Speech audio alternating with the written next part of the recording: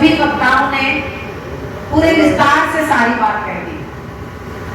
बत्रा भाई साहब ने पूरे डिटेल में सारी राजनीति डिस्कस कर दी। और एक वो कहते हैं ना लकी भाई ना, लकी ने ना कहते सारा तोड़ पार देता, कुछ नहीं छड़े, सारा कुछ कह देता है। तो मुझे लगता है मेरे कहने के लिए कुछ भी नहीं बचा। मैं तो अब यहाँ आई हूँ और गुलशन ने, लकी ने, भूषण भाई साहब ने, सभी ने दीपेंद्र की तरफ से आप लोगों से वोट की अपील की है। मैं भी आपसे यही बात कहूंगी, मेरा ये मानना है कि ये आने वाला इलेक्शन केवल दीपेंद्र को जिताने का इलेक्शन नहीं है। ये एक निकम्मी, अहंकारी, संवेदनहीन सरकार को बदलने का इलेक्शन है। ऐसी सरकार, मैं निकम्मी इसलिए कह रही हूँ, जो हमें साफ पानी नहीं दे सकती, जो हमारी सड़कें गलियां रिपेयर नहीं कर सकती, 10 मिनट की बारिश में पानी खड़ा हो जाता है, सीवर भरे रहते हैं। हमारी हमको क्या चाहिए? आम आदमी को 2-4 चीजें चाहिए जो हमारी जिंदगी की सुविधाएं हमें नहीं दे सकती, वो सरकार निकम्मी ही रहती है। संवेदनहीन इसलिए कहती हूँ कि जब भी कोई अपनी बात लेके इनके पास जाता है, कोई भी वर्ग है, तो बदले में मुख्यमंत्री हो या फिर यहाँ के मंत्री हो या कोई भी हो, बात नहीं सुनते। अगर भीड़ इकट्ठी कर लो तो लाठी चार्ज करवा देते हैं, फिर केस दर्ज करवा देते हैं। तो इसलिए मैं इनको अहंकारी और अत्याचारी सरकार कहती हूँ।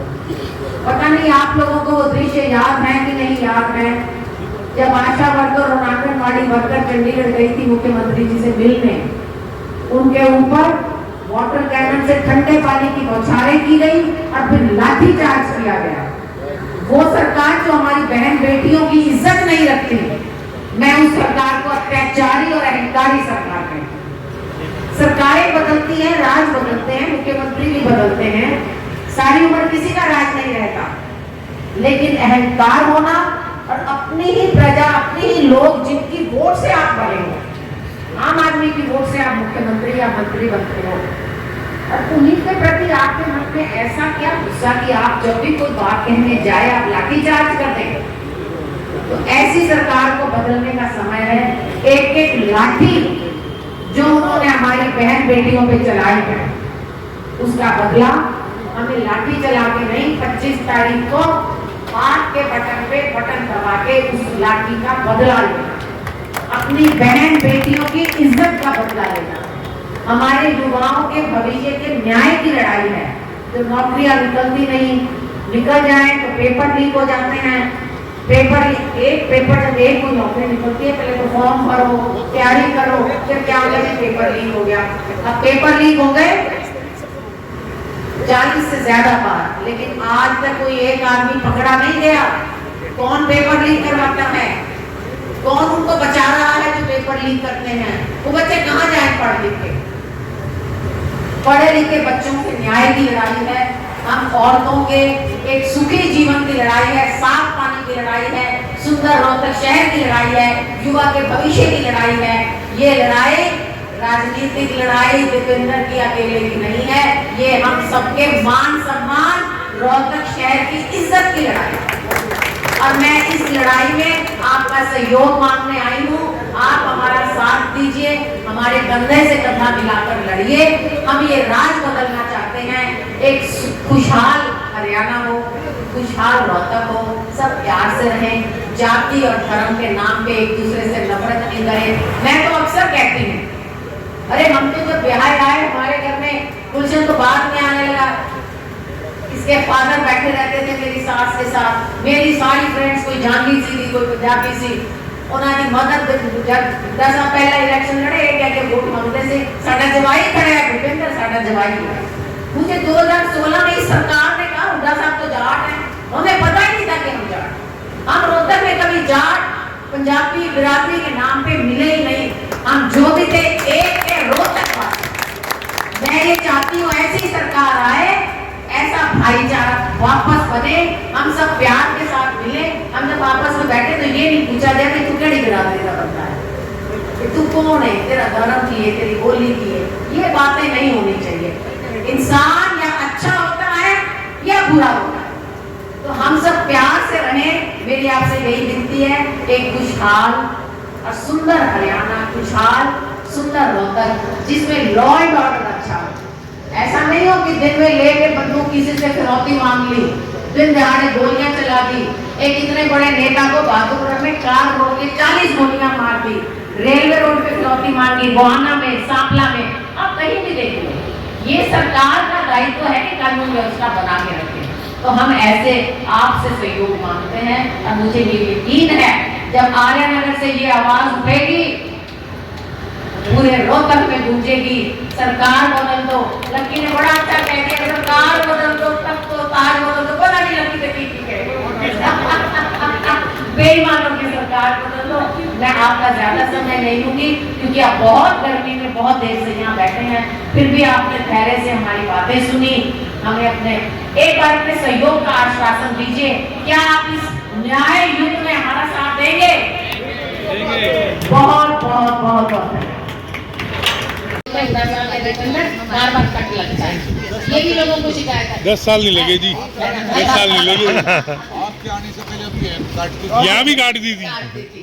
तो हमने कहा जाना था उस दिन हमारा तब भी काट दी थी। तो ये तो छोटी सोच है, बार बार हमारे जब हम कह रहे होते हैं बिजली का कट लगा देते हैं। हम डरने वाले नहीं, बिजली काटो ना काटो, हम इस सरकार से डरने वाले नहीं। ये ऐसी सरकार है जिसने हमेशा दूसरों को डराने का काम किया। आपको भी याद होगा हमारी सरकार की शहर में किसी को तकलीफ होता है डेलीगेशन लेके नारे लगाते डी पार्क पर इकट्ठे हो जाते। जब हमारी सरकार गई तो एक दिन हमारी वीडियो मुझे कहने लगी 2 महीने के बाद, ताई जी बापू गांधी सोचते होंगे रोज तो पहले तो डी पार्क पे रोज धरने होते थे, धरने वाले कहाँ गए? दूसरी सरकार आ गई और दूसरी सरकार ऐसी है कि जब उसके खिलाफ कोई धरना करता है बदले में उसको लाठियां मिलती है। बैठे कोई आंगनबाड़ी बैठी है, कोई ये बैठी गई थी, कितने की लाठी खाई? कर्मचारी गए थे अपनी बात रखने, लाठी चार्ज। आशा वर्कर गई, लाठी चार्ज। आंगनबाड़ी वाली गई, लाठी चार्ज। सरपंच इकट्ठे होकर गए, लाठी चार्ज। ये कोई मुख्यमंत्री हमारी वोटों से ही तो बनते होंगे ना, तो हमारी वोट से बने हुए मुख्यमंत्री और हमारी ही बात ना सुने, ये कहाँ का न्याय है? बात तो सुने। अगर कोई अपनी बात कहने जाता है उनको बात सुननी चाहिए, उसका हल निकालना चाहिए। पर ये सरकार अहंकार में डूबी हुई है, इनके दिल में किसी के लिए संवेदना नहीं है, किसी के लिए दर्द नहीं है। आपके ऊपर पड़ी हुई ये हमारी बहन बेटियां हैं जो नौकरी करती हैं, इनके ऊपर पड़ी हुई एक एक लाठी का बदला वोट की चोट से आप आज ले सकते हो। 25 तारीख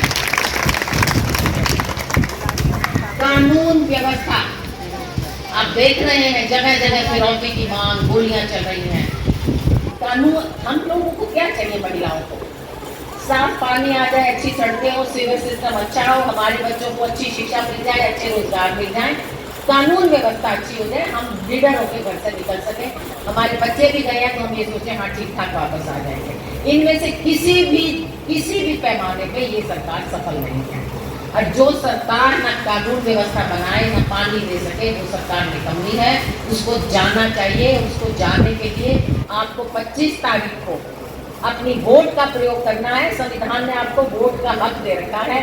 एक वोट कई लाठियों का बदला ले लेगी। आप 25 तारीख को हाथ के निशान पे वोट लगाना, 12-1 बजे तक कितनी वोट डाल देना कि ईवीएम मशीन भूल जाए कि इस पे कोई और निशान नहीं है। मुझे कई जने कहते हैं कि हमने तो वोट दी थी, पता नहीं दीपेंद्र कैसे हार गया, मशीन में गड़बड़ है। मैंने कहा इस पर इतनी वोट डाल देना कि ईवीएम का भी सिर घूम जाए कि इस मशीन में सिर्फ हाथ का निशान है और कोई निशान नहीं है। एक बात मैं और आपसे शेयर करना चाहूंगी, इस बार आदर्श नगर को टारगेट बना के हमारी वोट 3 यहाँ दरियाव नगर से भी आई हुई है। मेरी बहुत सी महिलाएं दरियाव नगर से भी हमारे परिवार आए हुए हैं। तो दरियाव नगर और आदर्श नगर की जो वोट है वो बांट के अलग अलग बूथों में करती है। कुछ नहीं, सारी नहीं है, कुछ यूनिवर्सिटी में है, कुछ स्कूल में है, स्कूल में जी, स्कूल में महिला आश्रम में भेज दी, स्कूल में कुछ स्कूल में, कुछ भेज दी यहाँ अपना नेकीराम में। नेकीराम तो 3 जगह हो गई बूथ। आपको तो इसलिए हमारे कॉलोनी को आप हमें अपना नहीं मानते, पर बीजेपी वालों को लगता है ये हमारा परिवार है, तो उन्होंने हमारी वोटों को 3 जगह बांट दिया। किसी की वोट कहीं कर दी, किसी की कहीं।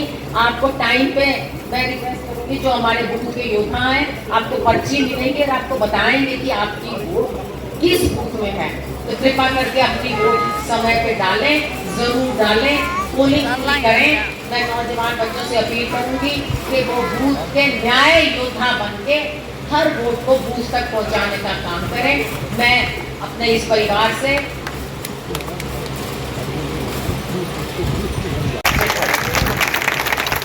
मैं राजनीति की बात नहीं करती, वो तो बत्रा साहब ने कर दी राजनीति की बात। हम अपनी बात करते हैं। पहले तो उलाहना देती हूँ मीठा मीठा। हम आदर्श नगर से कभी भी बहुत ज्यादा वोट लेके जीते हैं। शायद कोई नाराजगी होगी आप लोगों के मन में, अगर कोई नाराजगी है तो भाई मैं हाथ जोड़ के माफी मांगती हूँ, क्योंकि ये मेरा परिवार है। अपने परिवार को, हमारे परिवार में कोई कमी लगती है तो मैं हाथ जोड़ के माफी मांग लेती हूँ, लेकिन अपने परिवार के खिलाफ वोट करना आपको शोभा नहीं देता, ऐसा मेरा मानना है। तो मैं आपसे दिव्येंद्र के लिए आपके सहयोग और आशीर्वाद की उम्मीद लेके आई हूँ, और आप मुझे आश्वासन दीजिए कि अपने परिवार के साथ आप खड़े रहेंगे। देखिए, ये परिवार का मामला है, राजनीति का मामला नहीं है। जब ये घर बना हम तो अपनी सांस से सुनते थे, पीछे कुछ नहीं था, या ये हमारा घर था, उसके बाद सीधा गांधी कैंप था, बाकी सारा पीछे खाली मैदान था, कीकरी लगी हुई थी, कहीं कहीं बेरी लगी हुई थी। जब तक हमारी शादियां हुई, धीरे धीरे एक आधा मकान बनने लगा। जब दिव्येंद्र वगैरह बच्चे थे, ये पीछे पूरा मैदान खाली था, यहाँ क्रिकेट खेलने आते थे, कभी फुटबॉल खेलने आते थे, यही साइकिलिंग सीखी, यही सब काम किया। और हमारे लिए जो बाजार था वो ले गए गांधी कैंप था, क्योंकि किला रोड जाने के लिए या तो रिक्शा लेनी पड़ती थी या टांगे। तो उस जमाने में ये हमारा घर बना। तो ये सारी जो कॉलोनी है ये हमारा परिवार है, और अगर इस परिवार को हमसे कोई शिकायत है तो ये आप ये कर सकते हैं, लेकिन अपने बेटे के खिलाफ वोट तो ना डालें, ऐसा मैं आपसे रिक्वेस्ट करना चाहती हूँ। मुझे मालूम है हमारे घर की वजह से यहाँ कुछ लोगों को ट्रैफिक की प्रॉब्लम होती है, कई लोगों को अच्छा नहीं लगता कि वहाँ गाड़ियाँ खड़ी हो जाती हैं, ट्रैफिक हो जाता है। तो मैं आपसे एक हाथ जोड़ के पहले तो चलो माफ़ी मांगती हूँ, लेकिन आपको मैं क्लियर भी करती हूँ कि हमारी दीवारों के पास आम तौर पे बाजार वाले अपनी गाड़ियां खड़ी करते हैं। हमारी गाड़ियां गेट के बाहर बहुत कम होती हैं, बल्कि उनकी वजह से कई बार तो हमारी गाड़ी भी बाहर नहीं निकल पाती। लेकिन मुझे पता है सारा आदर्श नगर मन में कहता था, ए चंगा ना तो उठे आदि कोठी साडा दे ट्रैफिक रोक कहने लगे नहीं तो भाई अगर कोई दिक्कत है तो उसके लिए भी मैं माफी मांगती हूँ। और हमने ये यहाँ ट्रैफिक रुकता है इसके लिए कई बार टेलीफोन करके हमने पुलिस में ये रिक्वेस्ट करी कि अब तो ये बहुत बिजी चौराहा है, क्योंकि उधर सामने डी पार्क को सड़क जाती है, सारा मेडिकल को ट्रैफिक जाता है, तो यहाँ आप एक पुलिस वाले की अगर ड्यूटी लगा दो तो यहाँ पार्किंग नहीं करने देगा। अभी अभी आया ना ये लोग लगा के चले आया जनखंड भी आया, फिर उसके पास भी जो बड़े बड़े शोरूम वाले हैं ना उनके पास भी शॉपिंग कहाँ गया जनखंड, वो खड़ा है वो पीछे वो देखो वो रहा इसके पास भी शॉपिंग करने आते हैं, तो वो गाड़ियाँ हमारे गेट के आगे लगाते हैं। क्या किसको रोकेंगे? मेरा मतलब ये है कहने का कि वो ट्रैफिक सिर्फ हमारी वजह से जाम नहीं होता, और लोग भी कर देते हैं। और कोई बात रह गई काम की, तो देखिए ये मैं मानती हूँ कि मैं 12 महीने यहाँ नहीं रहती, मैं बीच बीच में दिल्ली भी जाती हूँ, क्योंकि बच्चे वहाँ हैं, परिवार वहाँ है, बेटा बेटी वहाँ है, पोता है वहाँ, सब है। अगर मैं यहाँ नहीं होती तो मेरी देवरानी है गीता है, आधे से ज़्यादा आदर्श नगर जानता होगा, गीता को भी, हमारी पुत्रवधु नीलम यहाँ रहती है, बिट्टू यहाँ रहता है, 24 ये गीता खड़ी होती 24 घंटे हमारा दरवाज़ा खुला है। हमने कभी किसी को ये भेदभाव नहीं किया कि कोई काम के लिए। हमारे यहाँ तो जब कोई एमसी मोड़ नहीं लगाते थे ना, तो भी हमारे घर आके कहते थे एमसी की मोड़ लगवा के मंगा दो। तो हमने हमेशा आदर्श नगर को अपना परिवार समझा है, और मैं परिवार के नाते आप लोगों से आप ही के बेटे के लिए आशीर्वाद और सहयोग मांगने आई हूँ। वोट नहीं मांगूंगी, क्योंकि अगर आपके दिल में उसके लिए प्यार होगा तो आप खाली वोट नहीं देंगे, उसके लिए आप यहाँ से बाहर निकल के औरों से भी वोट मांगे। और ये तो बत्रा साहब ने बता दिया जो शहर की हालत है, सड़क नहीं, पानी नहीं, साफ पानी नहीं, कभी पानी 3 दिन नहीं आ रहा, बिजली का बुरा हाल है। ये भी एक दो जना कहता है कि जिस दिन हुड्डा साहब आंदे ना 10 बिजली कट